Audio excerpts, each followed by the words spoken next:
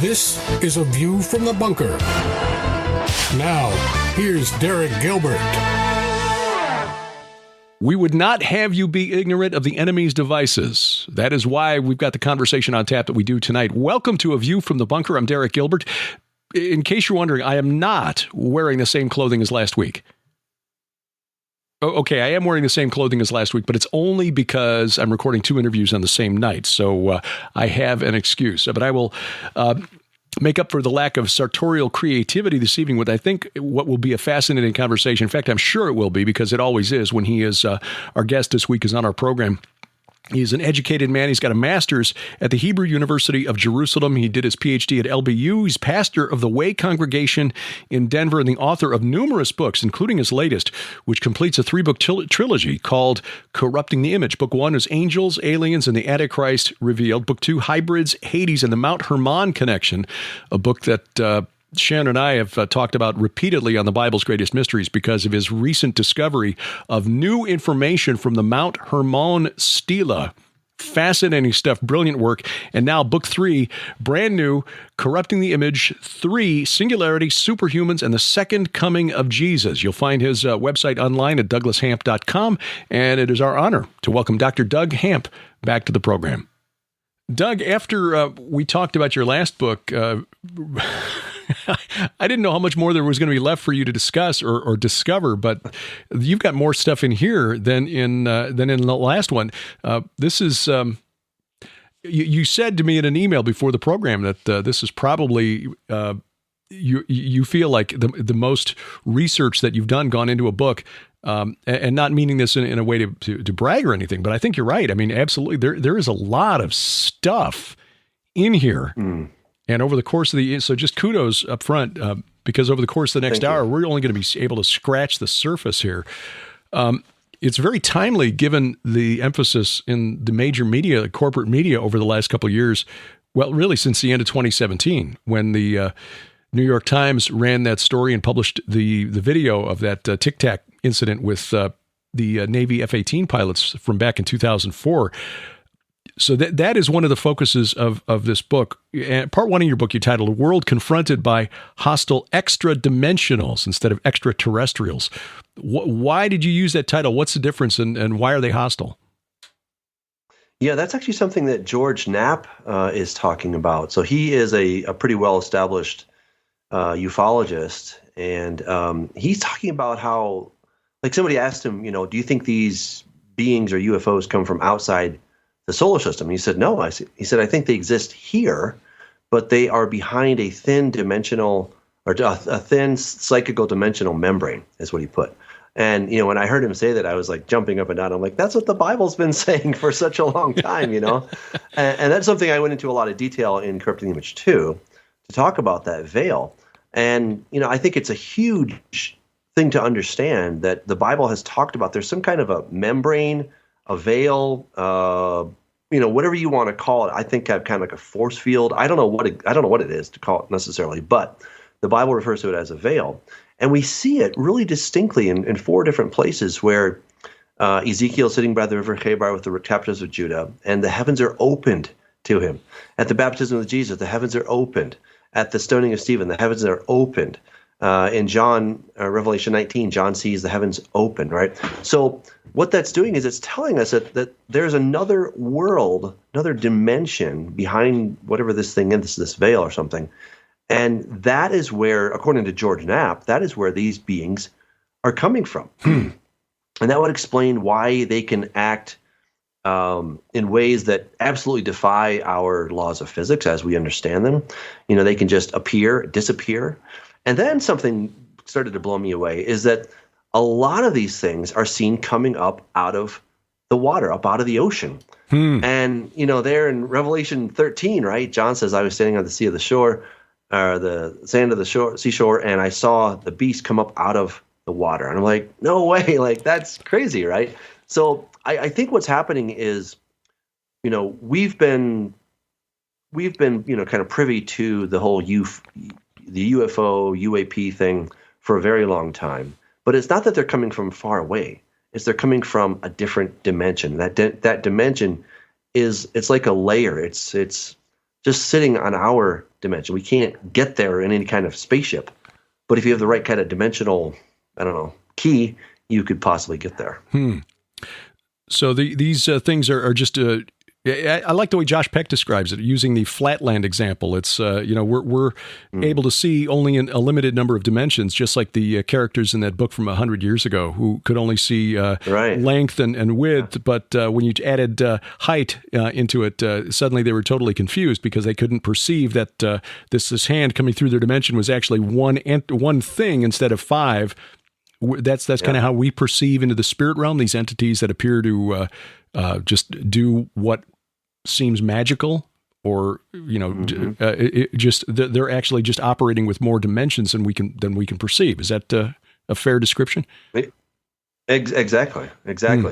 And what I think is really significant is that the somewhat secular community that doesn't necessarily believe in God, but they believe that UFOs and aliens exist, they're beginning to grasp this, that they're not far away. Like we get in Star Trek spaceship and we can fly there, right? But it's a matter of, it's a different dimension that they exist in. And yeah, Flatland is perfect because like the Flatlanders just could not perceive that third dimension. They even debated whether it existed, And I think that's kind of where we are today, is like, we're like, is there really a higher dimension? But when you start looking at the way that these craft operate, it's totally consistent with what the Bible is talking about of, demons or fallen angels or angels, whatever it may be, that they exist in some other place.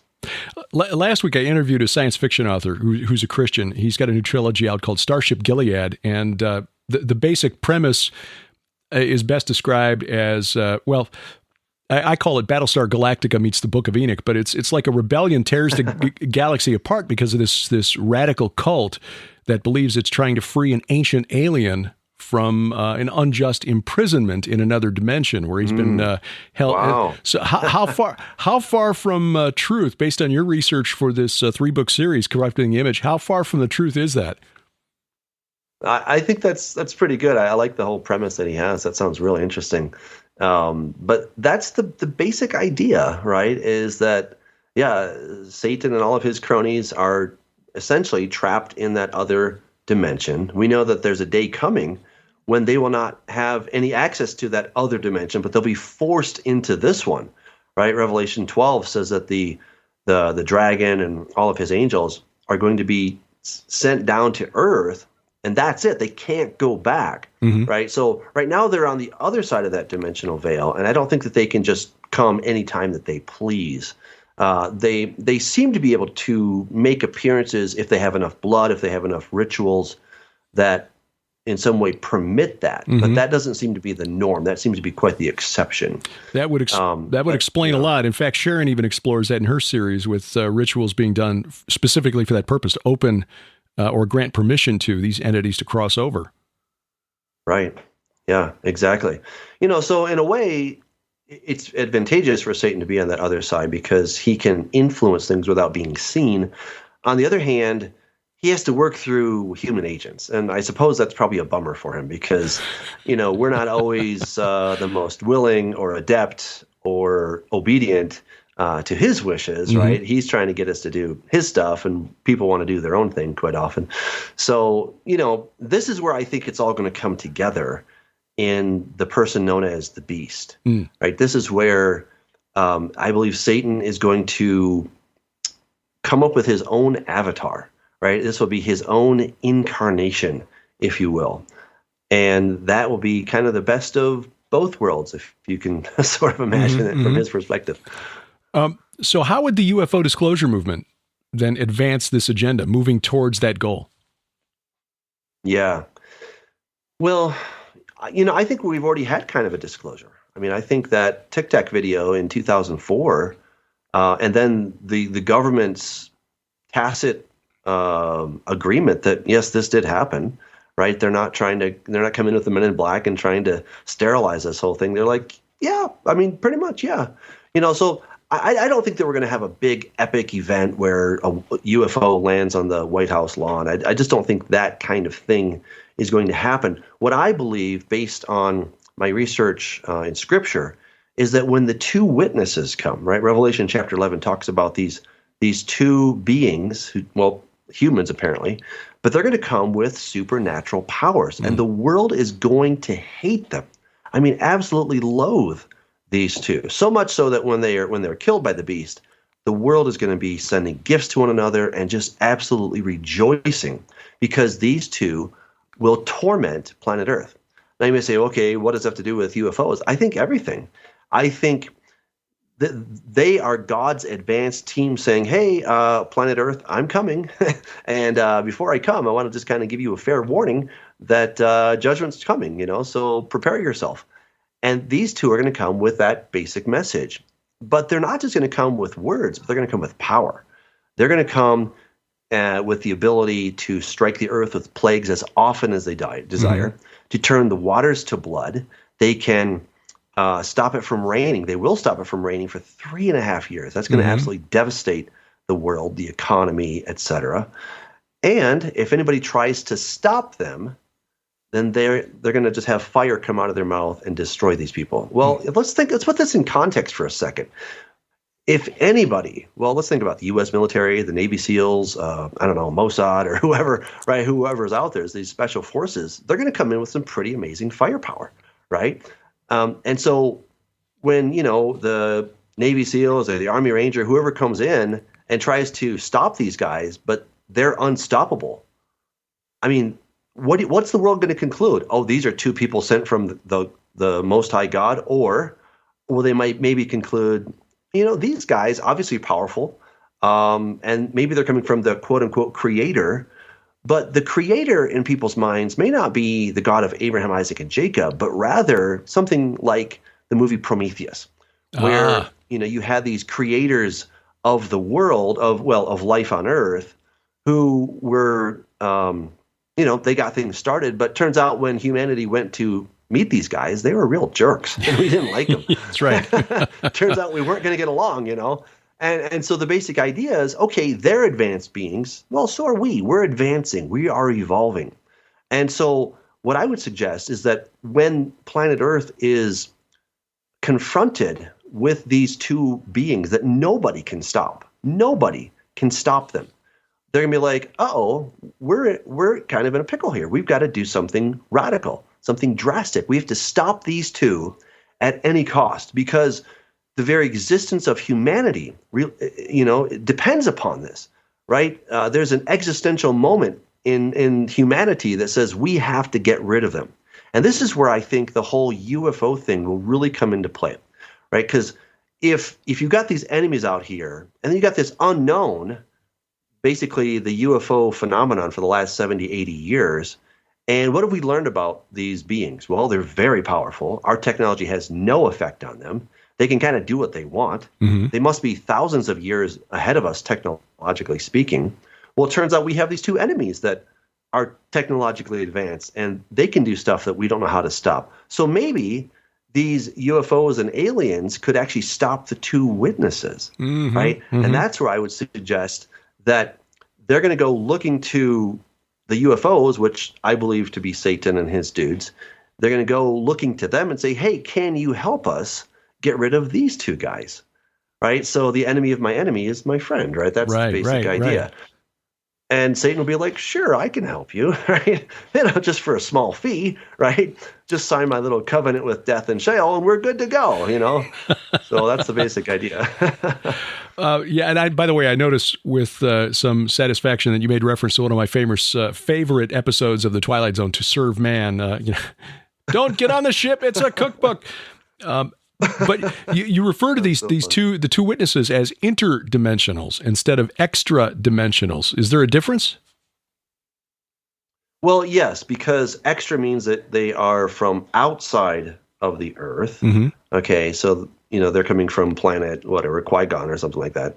But these guys, in my opinion, okay, and I know there's debate about this. Not everyone agrees, but I'm very convinced that they're going to be Moses and Elijah, or at least two who come in the spirit of Moses and Elijah. Okay, but I'd put my money on Moses and Elijah. Okay, so I'm with you there. I'm with you there. I agree. Okay. Okay, yeah, I think it makes the most sense. I mean, they appeared at the transfiguration of Yeshua on top of Mount Hermon, right? I mean, they were there. Elijah is specifically mentioned that he will come, and the ancient Jews actually were very much of the opinion that Moses would come as well. So I think those are going to be the two that will come. And so they're coming, again, not from far away from planet Earth, but they're here. They belong to this planet, right? They're not from outside of this world, but they're from in this world. Mm-hmm. And the plagues that they bring to Earth also seem very, very familiar to the careers of Moses and Elijah.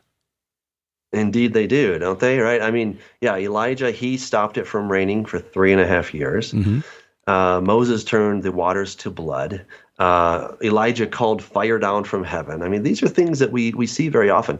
And what's interesting is both of these guys had very direct battles with the false gods, right? So Moses, of course, was battling against Pharaoh and all the gods that he, in a sense, represented, right? He thought himself to be a god, and then he was sort of representing all the other gods. And God specifically says in the Bible, he says in Exodus 12:12, this says, I will execute judgment against all the gods of Egypt. Right. And I think we can often forget that God was just being mean to the Egyptians. Well, partly, but really this was a battle of God versus God. Yes. Right? And who's the more powerful God? And then, of course, Elijah did that very thing on Mount Carmel, where, he had the 400 prophets of Baal and Ashtoreth, go and dance and call your God. And then they poured water on the fire, and Baal never showed up, but the God of Abraham, Isaac, and Jacob, man, he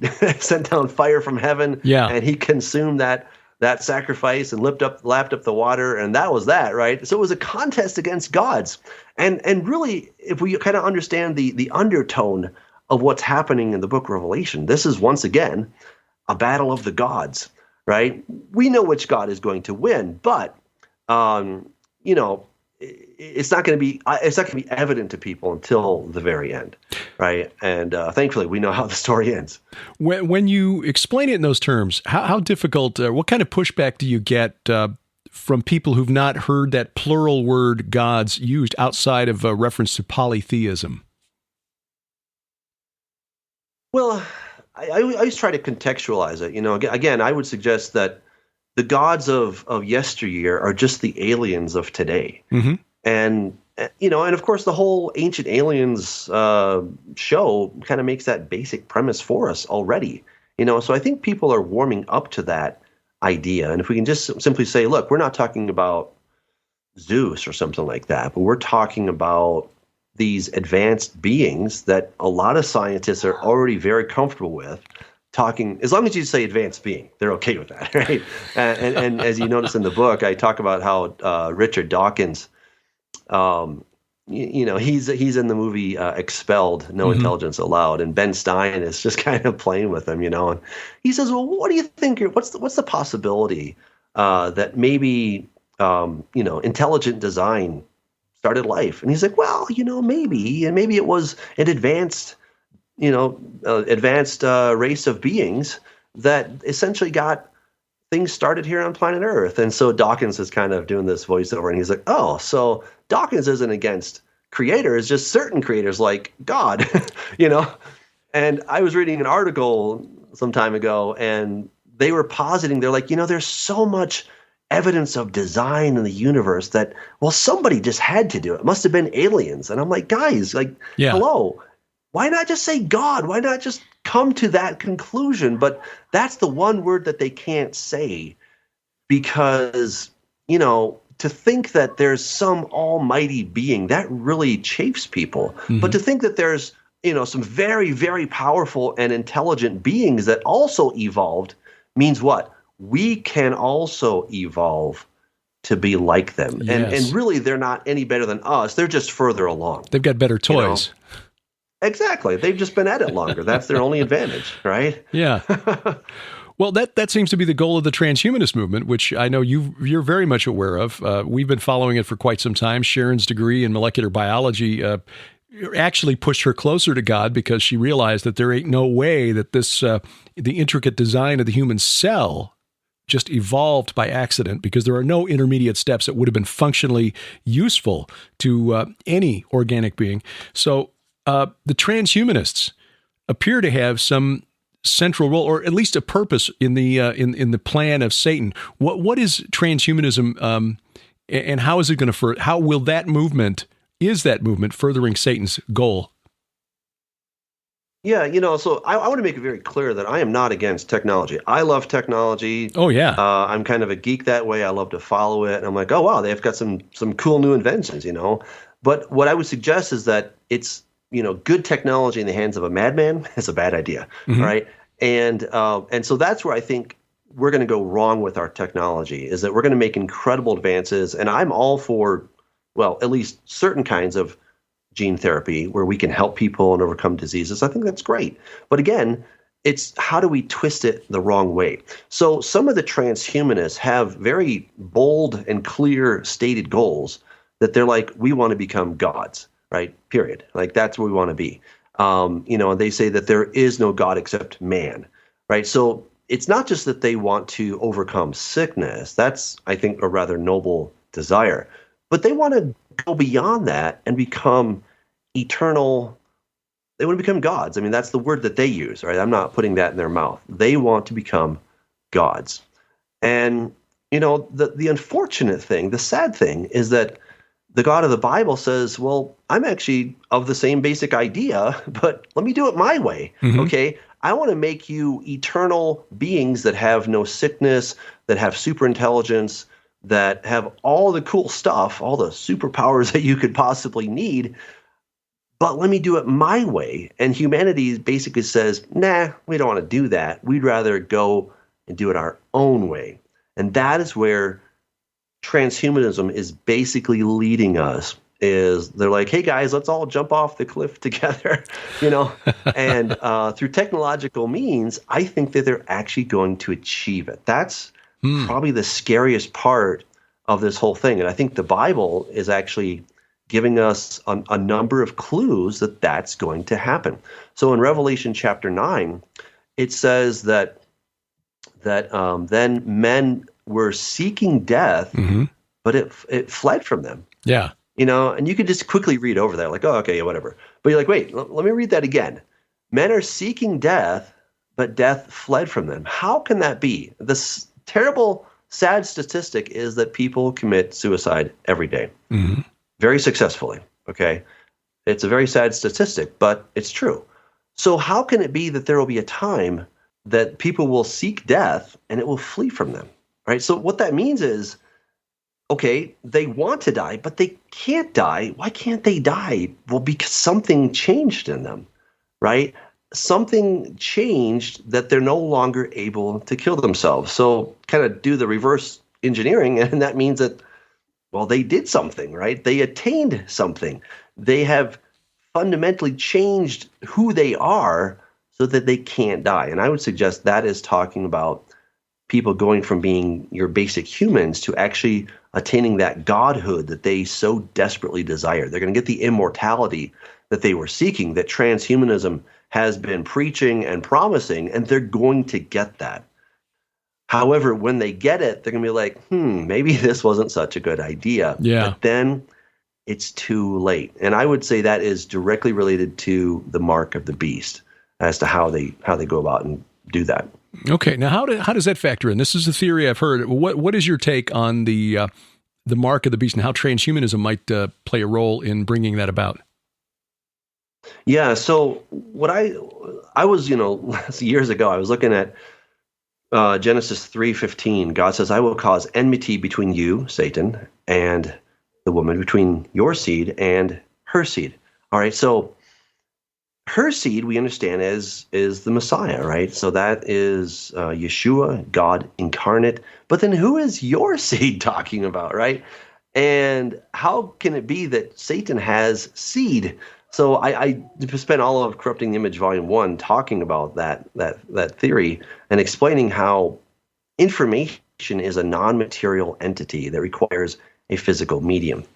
So to say that Satan has seed is not so outlandish. It just means that he has information, and somehow that information is going to be someday stored in a physical medium, just as it happened with the incarnation of Jesus. Okay, but obviously not as cool as Jesus' incarnation, but a pretty close mock-up, if you will. So this is where I would suggest that Satan and the man called the beast are going to merge together. I talk about this in the book, how I think that, just as the Holy Spirit overshadowed Mary and in some way imparted seed into her. Again, I can't put this under the microscope and tell you exactly, how this is going to happen, but I think we have enough clues to get a pretty good idea that somehow Satan is going to, in a sense, overshadow himself on somebody. He will basically layer himself onto somebody, and he will then impart that DNA.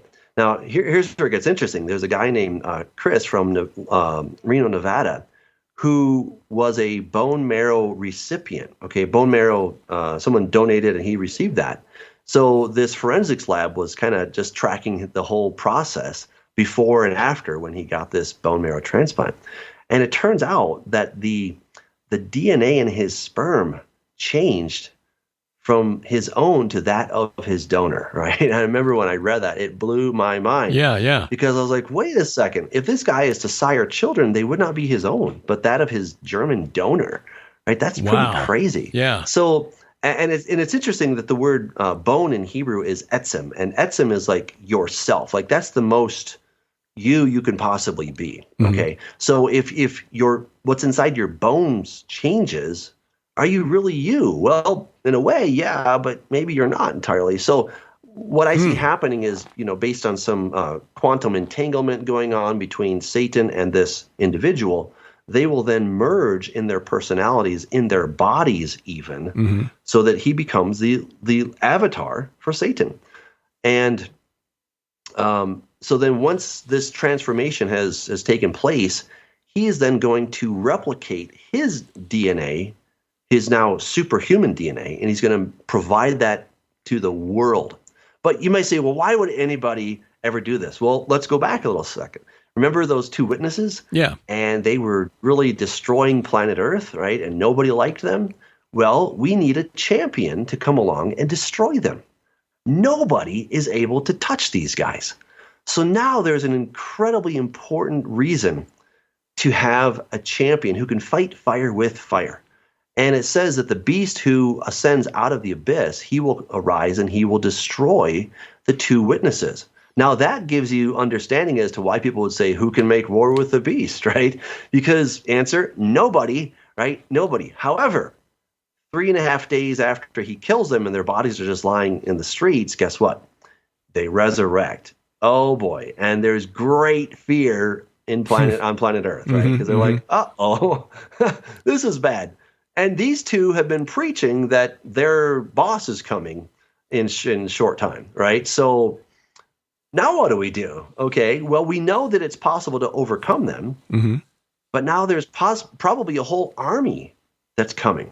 And what does Scripture tell us? It tells us that the whole world is going to gather together to make war against the Lamb, right? I mean, it's specifically stated they're going to make war against God. Maybe they don't think it's God, but, some very powerful, ancient, advanced being, whatever, they're getting ready to fight him and his army. So you have an existential moment. You know that there's an incredibly powerful army that's coming, and our conventional weapons don't do anything against them. How do we fight against this? Well, everybody on planet Earth needs to upgrade, and they need to become like the beast so that we can all fight against this invading horde. Okay. Right? And if you're not willing to do that, well, guess what? You're a traitor. Yeah. You're a turncoat. You're with those guys? You're with the two witnesses that were plaguing and tormenting the planet? Are you crazy? I mean, come on. Like, our very existence relies upon us all coming together and getting this upgrade, right? It's going to be cool. There's all kinds of reasons to do it, but fear is probably the biggest factor. That's what drives people to do things. And so this is where the whole thing comes into view. from the UFOs, from the earliest UFOs, of just establishing a presence that, hey, we're here and we're kind of looking out for you. We're here to help. And, if there's ever something really bad, then we're there. I think the latest Marvel movie Eternals kind of brought that out. Yes, Eternals are just this race of super beings that have just been kind of hanging out, chilling on planet Earth. They only have one thing, and that's to stop the deviants, right? That's their only mission. Like, they didn't stop Thanos, they didn't stop all these other guys. Right, yeah. Where were they during that war? Yeah. Yeah, there's only one thing we're supposed to do. And I think that's kind of the basic idea, is that, the aliens and UFOs are sort of just waiting in the wings, and if there's ever an existential moment, well, we're here, okay? And so I think it's going to be all couched in these these UFO alien kind of terms rather than God, Satan. Like, nobody's going to buy into that. Like, who believes in Satan? I mean, that's stupid, right? Yeah. And Jesus, meek and mild, like, I don't know, little baby Jesus, what's he going to do? But if you start putting it that these a race of advanced beings that are coming to destroy the planet, well, now we got to take action. So that's what I think the mark of the beast is going to be, is a transformation, a genetic transformation of the person into a superhuman. And give them superpower. Well, who wouldn't want an upgrade with superpowers and extended, radical life extension, right. all the whole package, huh? So this would be the transhumanist goal, essentially taken to its logical extreme. We will make you not just immortal, but superhuman as well. Right. I mean, they've already been monkeying around with stuff. I say monkeying rather lightly, because Elon Musk is monkeying around with monkeys, and he's putting the neural lace in their brains and connecting them, right? So, as the commercial goes, but wait, there's more. This is where not only can you upgrade the body, right, to have super strength, super ability, longevity of life, but also the brain, okay? I mean, and this is where I think the image of the beast comes in.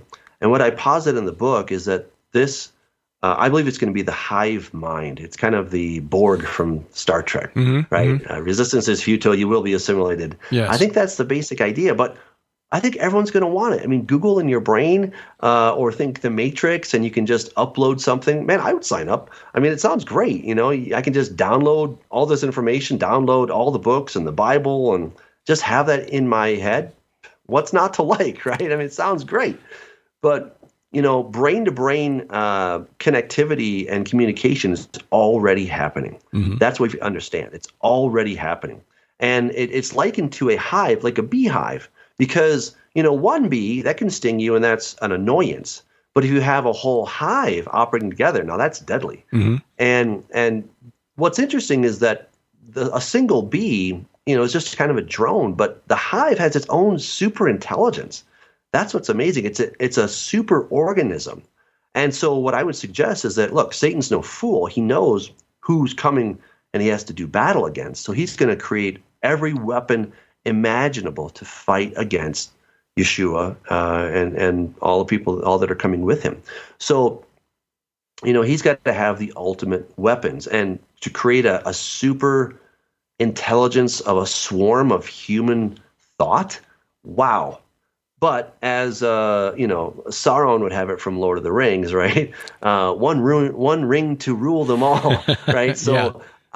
I would suggest that that's what's going to happen, is that everyone's going to get this upgrade. They're going to be like, this is awesome. I've got all this incredible intelligence. I have now just instant access in my brain to all knowledge, and we're all working happy, great utopia, happy.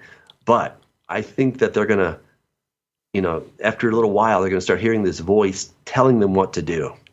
And they might say no, but the voice says yes. And I think that's where, Satan is the ultimate puppet master. And he says, you will do what I say you're going to do. And who knows? I speculate a little bit, but I think that may be the point at which people say, wait a second, this isn't what I signed up for. And to try to get out of this imprisonment, they try to kill themselves, but death will flee from them. Yeah. And that really takes us into zombies, right? I mean, what do you call people that can't die, right? But kind of would like to? they probably try, They're called zombies, so the Bible has zombies in there as well. Yeah. I have referred to Armageddon as the ultimate zombie apocalypse. The seven mountains of Shinar. Normally, when we're looking at end times prophecy and we're trying to analyze the beast, and we get to Revelation 19 and the explanation, or Revelation 17 rather, than the explanation there. The seven mountains are the seven hills on the city, and etc. But you make reference to the seven mountains of Shinar, or ancient Sumer. Explain that. How does this factor into end times prophecy? Well, yeah. So it talks about how there's going to be. There's a lot of moving pieces, a lot of parts in Scripture that we have to try to account for, and John talks about this in the book of Revelation. He talks about how five have fallen. Yeah. Right. So what are these five kingdoms that he's talking about? He even talks about how there's seven mountains, and so. What the angel is saying, he says, "Why did you marvel? I will tell you the mystery of the woman and of the beast that carries her, which has seven heads and the 10 horns. The beast that you saw was and is not, and will ascend out of the bottomless pit and go to perdition. And those who dwell on the earth will marvel, whose names are not written in the book of life from the foundations of the world, when they see the beast that was and is not and yet is. Here is the mind that has wisdom. The seven heads are seven mountains on which the woman sits. There are also seven kings." Okay, so I go back to geometry class, right? So if A equals B and B equals C, therefore A equals C, right? So you have seven heads that equal seven mountains that equal seven kings. So therefore the seven mountains and the kings are one and the same. And the point that I'm making is that Shinar, or ancient Sumer, this is where everything started. Shinar just means the two rivers. Okay, in Greek it would be Mesopotamia, right, between the rivers. Right. That's where this whole thing started, and so I really feel that if we're going to properly understand that, to understand where all of this is coming from, that we have to say, okay, what are the kingdoms that were part of that? So when we go back, it talks about five empires. Five have fallen. So what could those possibly be? Well, you've got ancient Sumer, or Old Babylonian. Then you have the Akkadian or Assyrian Empire. So that's two. Then you have the Neo-Babylonian under Nebuchadnezzar. Then you have the Medo-Persian. That's four. And then you have the Greek Empire. And then the angel says, and one is. So what would the one be that is in John's day? It would be Rome. Rome. Yeah. Right? Because they also conquered Babylon. Right, so all of these kingdoms were centered, maybe not like that, maybe wasn't their headquarters, but they had control over the area of Babylon. So I would suggest that is the way to understand it, and I would also suggest that there's going to be a seventh who is also the eighth. So he's going to belong to the club of seven, but he'll be new in some way, right? So I would suggest that, just as I talked about in Corrupting Image Volume 2, that the beast is Nimrod. And I show in there that Nimrod is the biblical name for Ninurta, which means Lord of the Earth, who was a son of Enlil. And I know you spent a lot of time talking about that as well in your book. So Ninurta is this beast, and the beast was carrying the woman. Like there's a cylinder seal. So you have this picture from 2300 BC showing this beast that has these hybridized features, and it's carrying the woman. So I think we're going to have a resurgence, maybe not of Nimrod the man, okay, but maybe Nimrod the idea, maybe the whole idea of where, and the case I make in Corrupt the Image 2 is that Satan and Nimrod did the same thing, that he became a god. Right, and that's what the ancient literature talks about, is that Ninurta was a son of Enlil. So it says that the dragon is going to give the beast his power, throne, and great authority, and that's kind of everything, right? I mean, if you are a king and you give your power, your throne, and your great authority away, I mean, what's left? I mean, that's pretty much it. So that's where I made the whole case in a whole book, right? That Satan was really empowering by combining with Ninurta, this man that we know as Nimrod, but he became a Gibor. He became something greater. Mm-hmm. So I think we're going to have a resurgence of that idea, perhaps the very person. It's hard to make that case exactly, but it could be. But certainly that process, that quantum entanglement, right? I keep talking about quantum entanglement because anytime two particles somehow interact with one another, now there's a bond between them.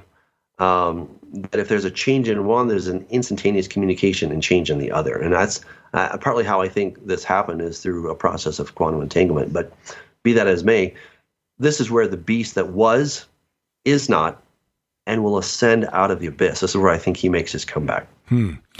So if he's in the abyss now, again, I look at that place as the place where the sons of God of Genesis 6, the watchers of the Book of Enoch, the Titans of Greek mythology, the Anunnaki of ancient Sumer, are collected and being held until Revelation 9, and they're let out by a star from heaven that has the key, is given the key to the abyss. Right. Yes. So where he was and will be again. He was of the seven. Again, can we nail this down any further? Is this a spirit of Nimrod or the spirit of Ninurta? How do we identify him here? I'm still trying to get my head around that. Yeah, no, I can appreciate that, and it's hard for me to say exactly how that's going to be. So, and no shame in that, because we see into that realm as Paul said, into a glass darkly. We're looking into a mirror in exactly. a room with insufficient light. So, the most I can do is try to take all the data points and do my best to synthesize them, sure, right, to put them together. So again, it could be that the man Ninurta or Nimrod is going to come up out. I'm less inclined to believe that. Because from what I see in Scripture, you die once and then the judgment. Right, yeah. I could be wrong. I don't know. But the more that I get, the sense that I get is the process that Satan devised to impart his DNA to a human, that is going to happen again. That's what I would suggest. And whether the spirit of Nimrod comes back, I mean, sort of in the spirit of whatever, we kind of talk in a general sense of, the spirit of Thanksgiving or something like that. Maybe it's in that sense, or it could be the actual soul, but I'm less inclined to believe that personally. Okay. So this is like when the process of this avatar, basically the avatar, let's put it that way. The avatar is going to come back, which is certainly a lot of Satan. Yeah. And we saw in the New Testament that Satan entered into Judas. So this would be taking that to another level.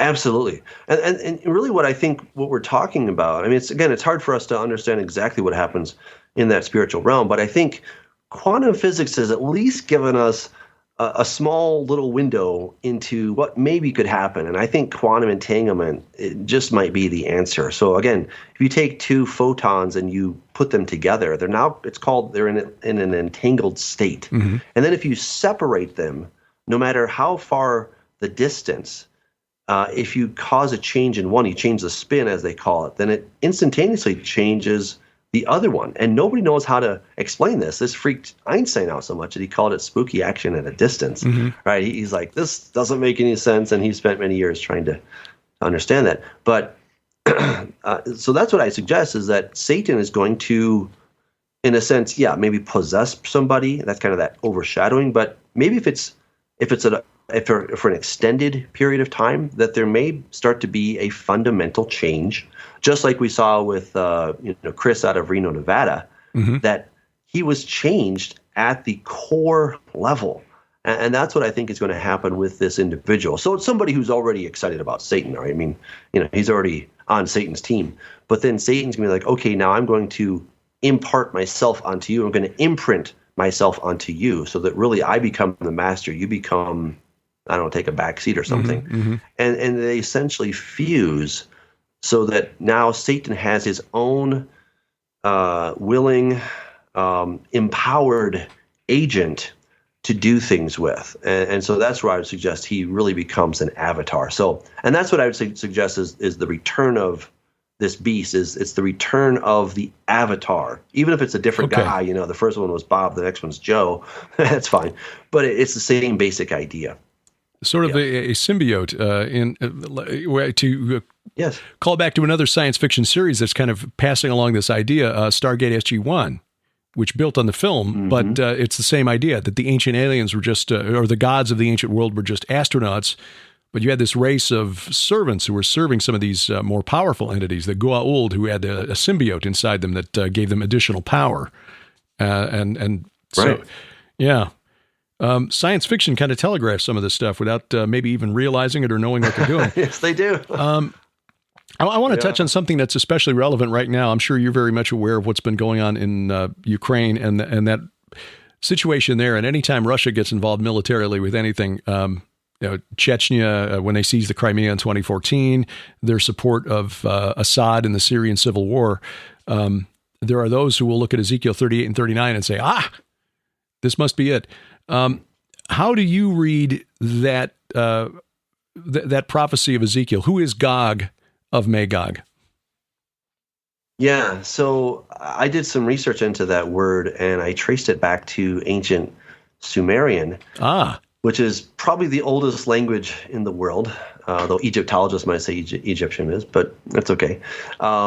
So in ancient Sumerian, the word Gog is actually Gug, and it means enmity or death. Okay. And I was like, wow, that's really interesting. Okay. And the thing that had me kind of tripping is that God is saying in Ezekiel 38, he says, "Are you he of whom I have spoken in former days by my servants, the prophets of Israel, who prophesied for years in those days that I would bring you against them?"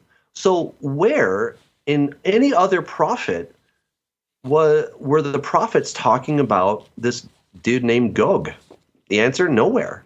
Nobody was talking about him, right? And so this really had me perplexed. I'm like, wait a second, how can this be that the God of Abraham is saying, I've been talking about you for a long time, and all of my prophets were talking about you for years and years, and yet we have no record of that?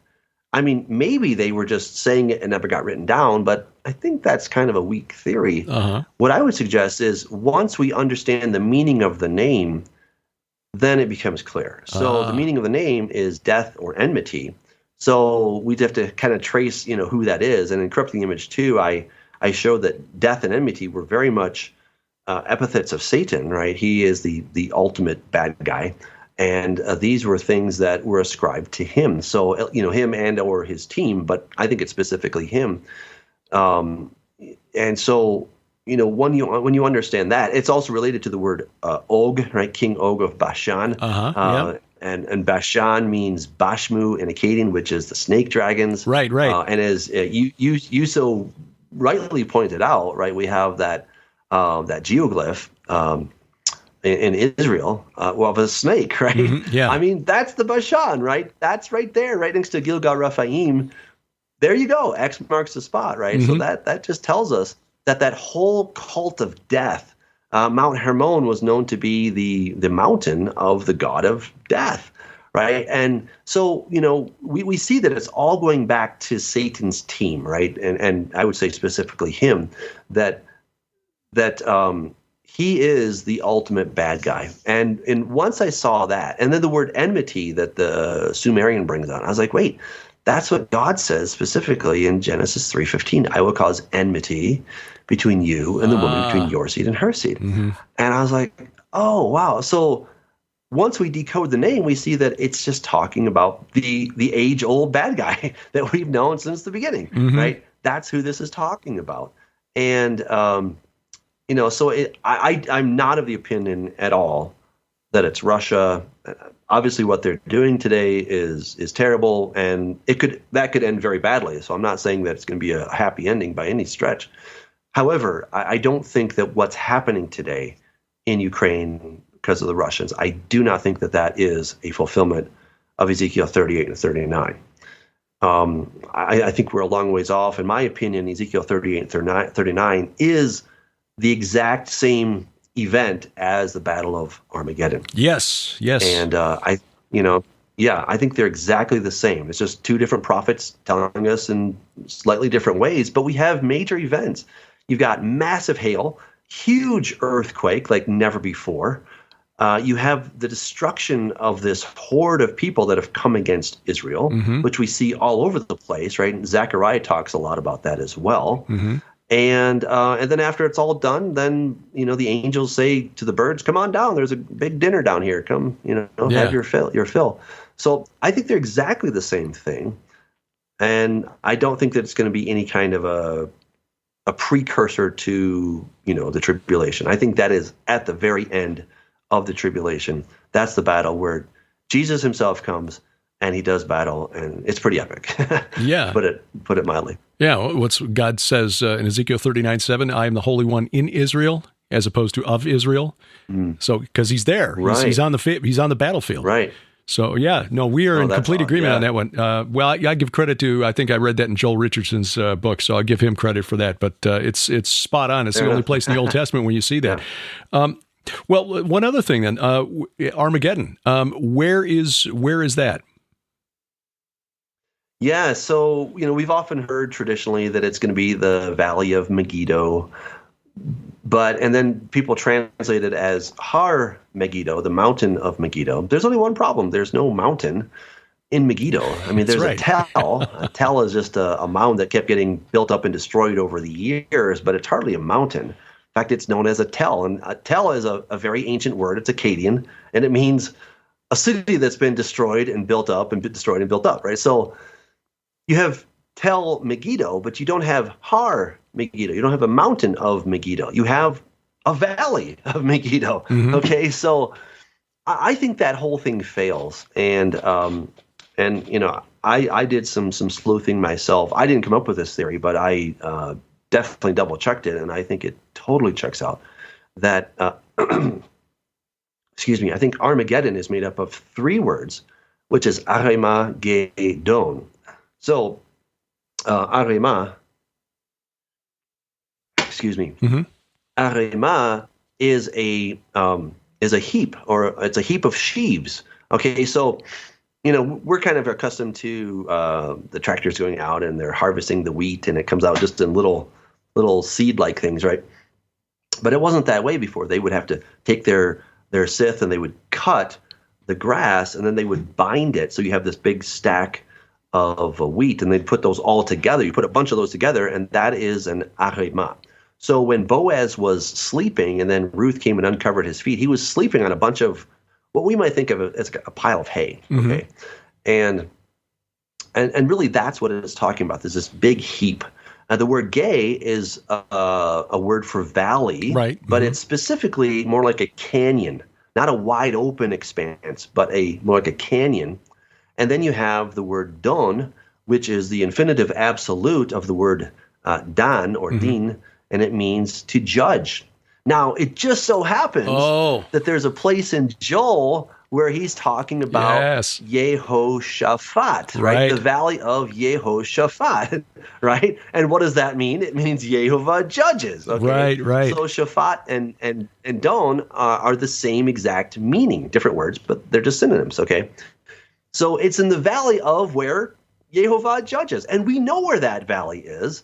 That is the Kidron Valley. Right, yes. It's just down the hill, right? Just down the hill from the old city. So here's the old city. Here's the Kidron Valley right here. And then coming up this way, you have the Mount of Olives. Right. So right in the middle there, that's it. So you might say, okay, so where is Armageddon? Well, it's in that basic spot, but it doesn't yet exist.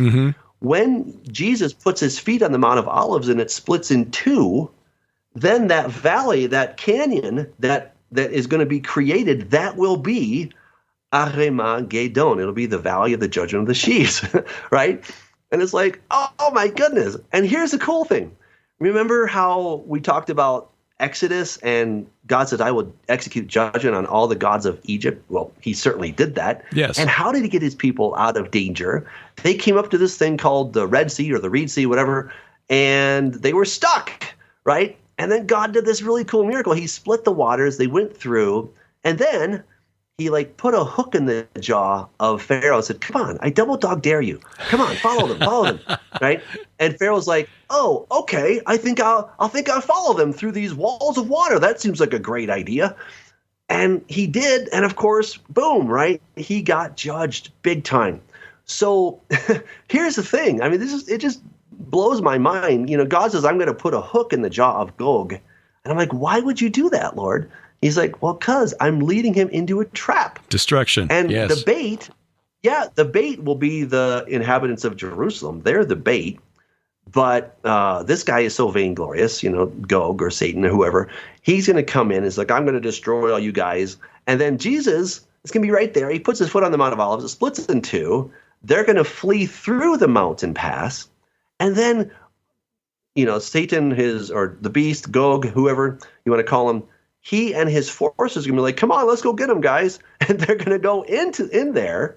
But then Jesus will be there to meet them, and he's going to slice and dice and tread them like grapes, and they're going to hate the day that they decided to go into this thing. And when they see Yeshua there just standing, defending his people, they're going to be like, it's time to turn around. Why? Because his face is shining like the sun.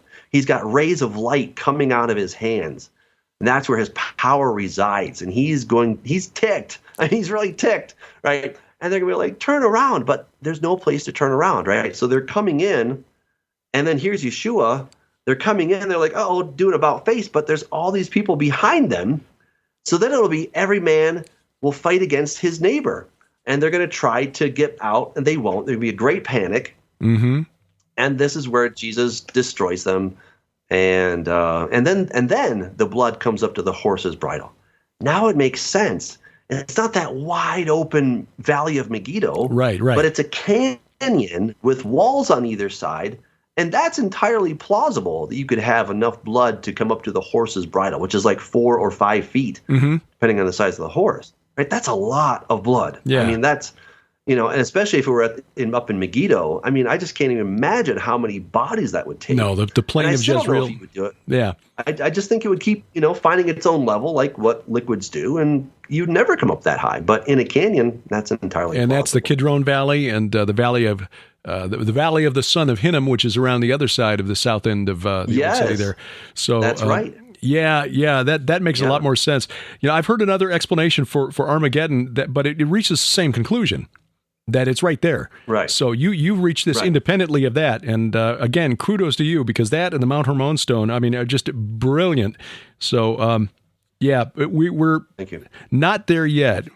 Obviously, I agree with what you're saying with Russia and what's happening in Ukraine. We pray for the people there. We pray for peace. But we got a ways to go yet before we're reaching the final battle. Doug, we're an hour into this, and I know that I pray that by the time I've edited this, people won't notice that we've already had 2 interruptions in this video stream, which is one of the downsides of living out in the country.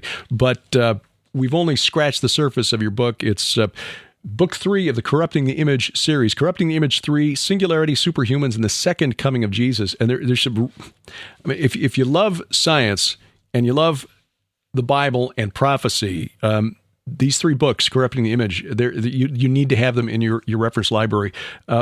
Where do people go to get the book, Doug?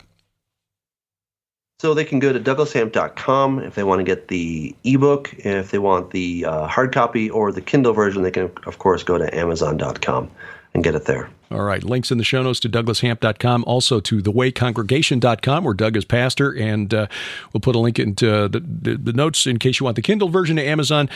I've only started reading it myself. It seems like all of my reading these days, as I'm sure it is with you, is just research material for other projects. But just a little bit that I've scanned through here, this is one of those books that'll take 2 or 3 readings to get all of the to really get it all to sink in. So, Doug, thanks for your time tonight. I appreciate it. Appreciate your patience with the signal interruptions, and we pray now that when travel is opening up, we'll be able to actually see each other face to face again sooner rather than later.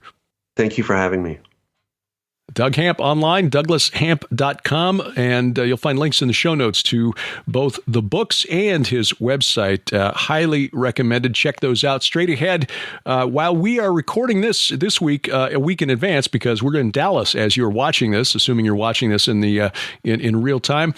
But we've got some other travels ahead, including we're going to tell you about our tour of Turkey, where you'll get a chance to visit Ground Zero of one of the most dangerous entities in human history.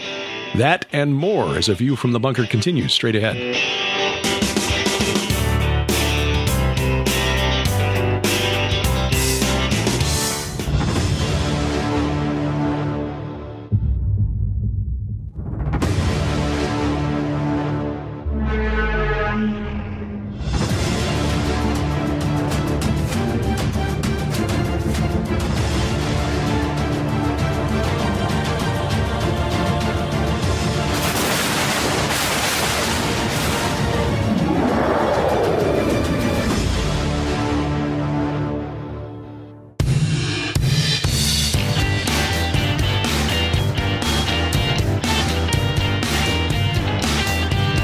Walking the walk every Sunday night from the beautiful Missouri Ozarks. This is A View from the Bunker, online at VFTB.net. Also, YouTube.com/Derek Gilbert. If you've not yet subscribed, please do. There's a little button in the bottom right corner of your screen there. Just click that, share with your friends, and we will soon accomplish our goal of taking over the world one screen at a time. Right. Well, on social media, you'll find us Twitter at View From Bunker, Facebook at View From the Bunker, my personal Twitter feed, also Derek Gilbert, at Derek Gilbert, and all of the new social media channels, Gab, MeWe, Getter, Parlor, at Derek P. Gilbert. If you're watching this tonight, you are not at the Hear the Watchman conference, I presume. Because if you're watching this in real time, the conference ended earlier today. If you're watching this in the archives, of course, it's ended some time ago. But the video is still available online, and you can access the video at hearthewatchman.com and take advantage of it. They got a special deal where there's no sunset on the video presentations. HearTheWatchman.com. You can get access to the Eyes to See conference from Dallas, recorded at the DFW Lakes, the Hilton DFW Lakes Conference Center, and no sunset on when those will be available. So unlimited access from here on out. So do take advantage of that. The situation in Ukraine has been occupying the news, dominating the news, and rightly so, for the last 3 weeks. And I talked about this a bit on Skywatch TV this week and wanted to just touch on it again. Now, I'm recording this a few days in advance as we're preparing to leave for the conference. So by the time you see this, the situation will undoubtedly have changed. So I'm not going to get into any specific news, but just how strange this whole situation has been regarding the conflict. Because we humans want to sort things in our minds into good and bad, white hat, black hat, and figuring out who's wearing the white hat in this confrontation between Russia and Ukraine is a little more difficult than it might otherwise be. Now, to his credit, Ukrainian President Volodymyr Zelensky has done a really good job of using social media to get his message out. He's looked very presidential. All I knew about him before this whole thing started was that he was a television star in Ukraine, a comic actor. I have since learned that he also has a law degree, so he's not a dummy. He's a smart guy. Chose to go into entertainment rather than politics or law right out of school. In a similar way, I'm a pretty smart fellow, but for my own psychological reasons, I guess, after college, decided instead of going to the business world or trying to get into law school, I went into radio broadcasting. And now I'm writing books on theology, so go figure. Anyway, he's used media very well.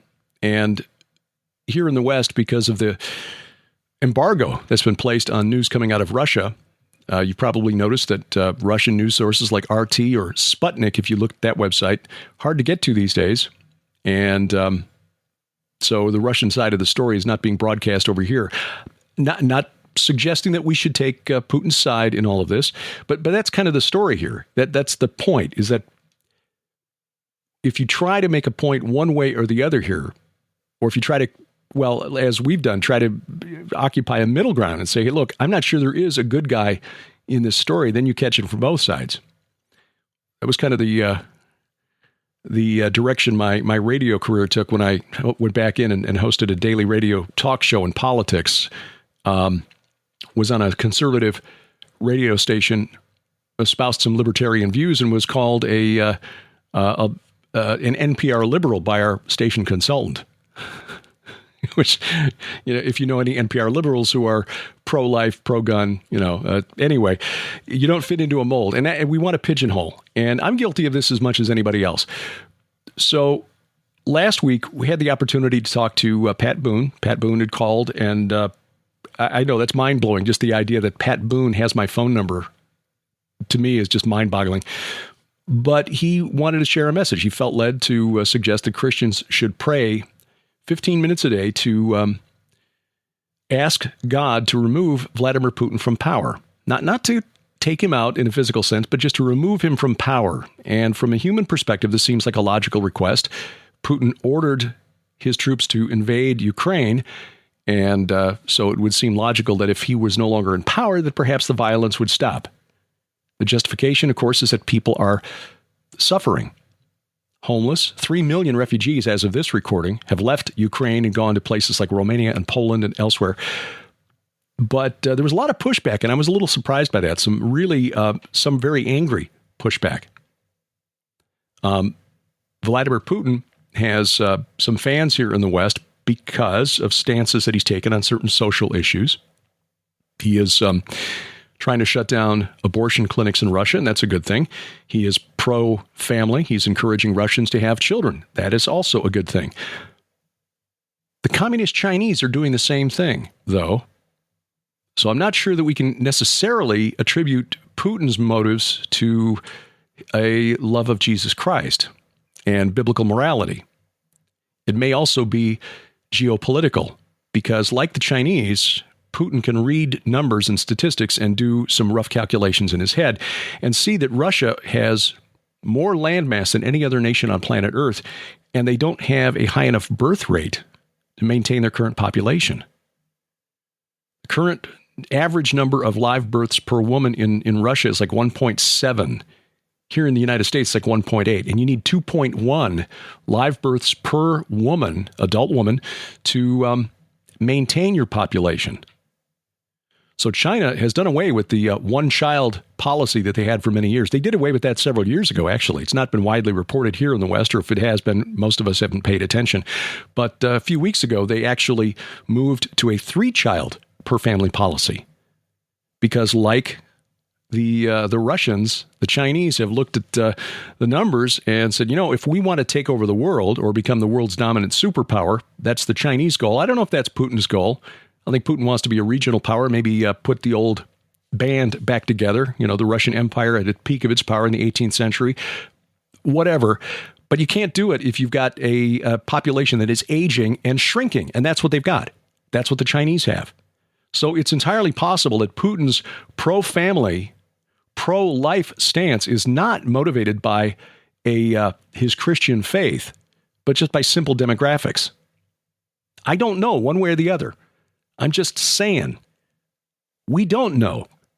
So let's not get so angry when somebody says, okay, yeah, there are biolabs in Ukraine, but we don't know for a fact that they're being used for weapons. But even if they were being used for weapons, Russia also has bioweapons laboratories. And yay, so do we here in the United States. So let's not say that Putin is the good guy here because of bioweapons, because his hands aren't clean. Neither are ours. And Putin may not be the good guy either because he's pro-life and pro-family, because he's maybe just be looking at trying to put together a future army that can hold his territory against the Chinese 50 years from now. We don't know. What we do know is that people are dying in Ukraine. And at the very least, we can pray for God to stop that in the way that he chooses. I mean, we know that Ukraine, prior to this conflict, was the country where the big energy company was paying Hunter Biden $80,000 a month to do nothing except get access to the board of directors of Burisma to the American government. So Ukraine is not exactly a paragon of virtue. But again, having said that, the images coming from Ukraine are undeniable. The elderly, children, the infirm, the maternity hospital that got bombed. People are suffering and dying. And we as Christians, we can at least address that part of it. And there are some ministries, as I mentioned last week, the Orphans' Hands, online, theorphanshands.org.